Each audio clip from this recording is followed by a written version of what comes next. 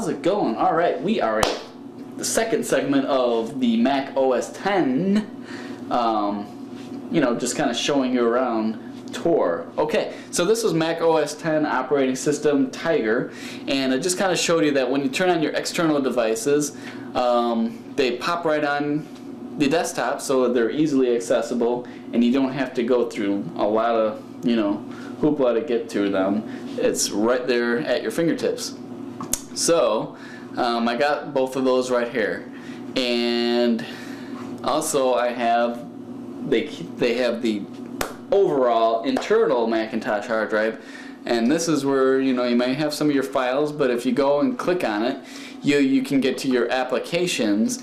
Like if you want to open one of these programs and whatever you want to use, you can go through your applications.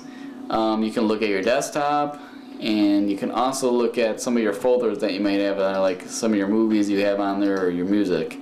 But anyway, let's say you are wanting to open up an application. So I got the stickies right here.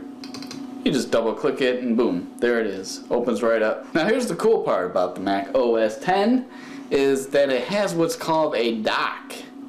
And we're going to talk about the dock in the next segment, so stay tuned.